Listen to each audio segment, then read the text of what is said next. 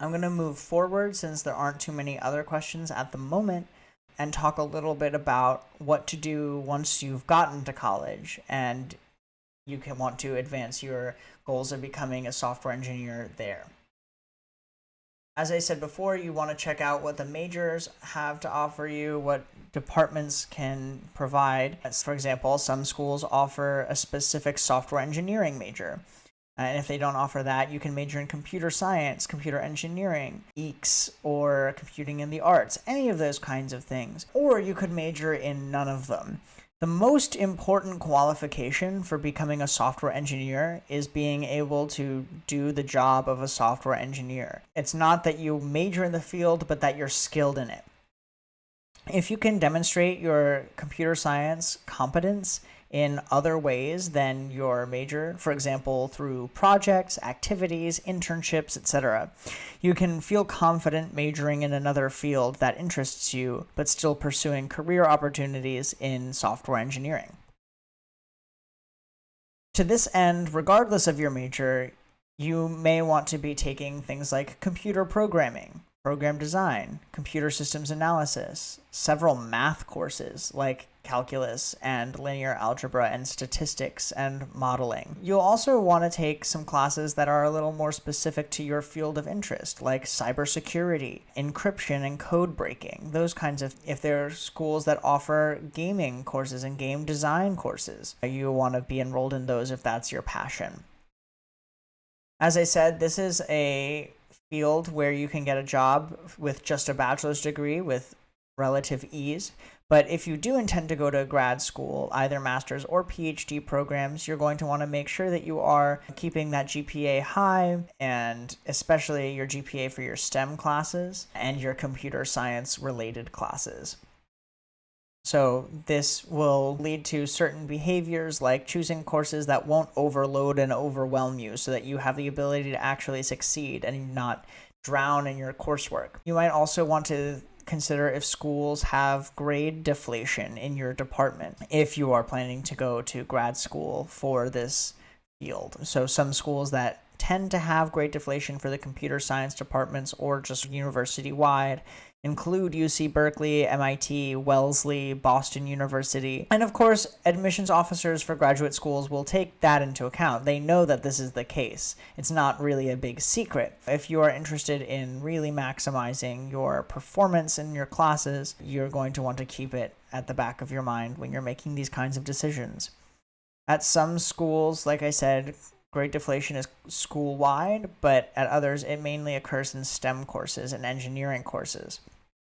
So do your research based on your prospective major. In addition, if you're applying to grad school, you'll probably have to take the GRE, which is a standardized test like the SAT or the ACT, but for grad school. Not every program requires it. For example, the University of Minnesota and several online computer science programs don't require the GRE.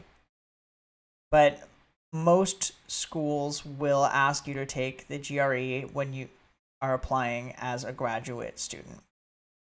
So definitely keep that in mind as well as you prepare yourself to move forward in the field. Of course, there's more to this than academics. As I mentioned before, internships, projects, and activities are going to really play a role in demonstrating that you are capable in the field of computer science.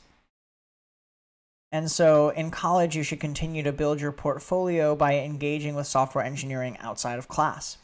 You'll want to join related clubs, participate in competitions, or do other activities to build up your resume and gain experience in the field. It doesn't have to be a formal activity. One of the nice things about computer science and software engineering is that you can just build something. If you're interested in answering a question, solving a problem, or filling a niche that isn't filled, you can absolutely do that. For example, every year at school, somebody in the computer science department tries to make a new dating website or app for the school where you enter the answers to questions about you, and they try to match you with somebody who you don't know who's enrolled at the school who you would be compatible with, either as a friend or as a romantic partner. And so this is just something that people do for fun. It's not for a class. It's not for any real program. It's just to try building something that is funny and that solves a problem and that works and answers a question. And if it really works, then you can transform it into something that's a little more wide-reaching. For example, at school we have an app called Snack Pass, which was built by students that partners with local restaurants in order to get students discounts and increase traffic at these restaurants. And so that's something that I use regularly, maybe more often than I should, and it just started from a project for fun. There's another one that I use all the time that every student on campus uses. For here, it's called Course Table, and it helps aggregate data for classes and say, these are the classes people rated, these are the classes that people said had a lot of work, these are the classes where the professor has a really high rating.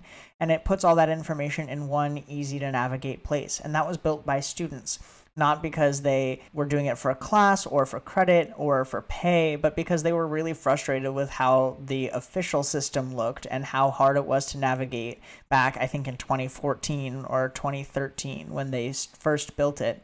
And it's grown and changed and been passed down since. So it continues to be a really important part of the Yale experience, is choosing your classes through the information that you gained on Course Table. So you can, all this to say, you can take your skills and practice them in any way, regardless of the formality of the institution. You might also want to find extracurriculars that are more tailored to your future job interests. For example, if you are really interested in video game design, Harvard has a game development club where students have worked together on a variety of projects, from puzzle games to action-adventure ones. So this is obviously a little narrower than your general coding hackathon club, but it is something that you can use to demonstrate and really deepen your passions. You'll also want to be looking for internships. Computer science and software engineering is one of those fields where internships over the summer are both abundant and really helpful for your career and advancing it. So there are obviously the really well-known tech giants like Google and Facebook that are generally really competitive, and these can be very helpful in strengthening your resume.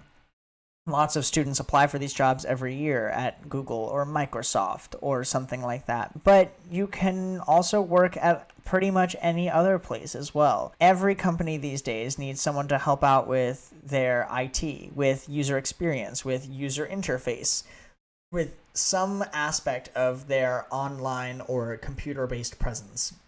And software engineering is a really integral part of that, no matter the field. So you can find something that's really tailored to your interests. You can also really look into nonprofits and social impact organizations, which are often in need of tech help but don't have the capacity or the funding to hire a full-time person year-round. And so this is a great way to use your skills to make an impact and to chase a narrower passion, like designing online tools for helping people find resources like shelters or free and reduced meals, helping build educational tools that are free and available to students. These are great ways to use your skills, to hone your skills, and to get involved in a cause that you're passionate about. Any of these kinds of internships, but especially the ones at the tech giants that I mentioned, if you've managed to get one of those and do well in your role, then they can pretty easily turn into return offers for the next summer, or even for a post-graduation job, full-time position. This is a big pathway and pipeline for students who really want to work at these companies, is getting a foot in the door at a summer internship and then building your reputation at the company with a strong work ethic and high-quality performance. Once you've put all these things together, your extracurriculars, your internships, your courses, your major, you are pretty much ready to enter the workforce. As I said, lots of people go into tech and software engineering directly from college, and even if you don't, there is a lot of opportunity for you to get your higher education, your master's, your PhD, if you wanted it in the field. These things aren't necessary for most entry-level positions, like I said, but getting these kinds of degrees increase your hireability and correlate to higher salaries as well. So a master's will increase your chance of eventually landing a managerial role as well and being able to move up the ladder from your entry-level position.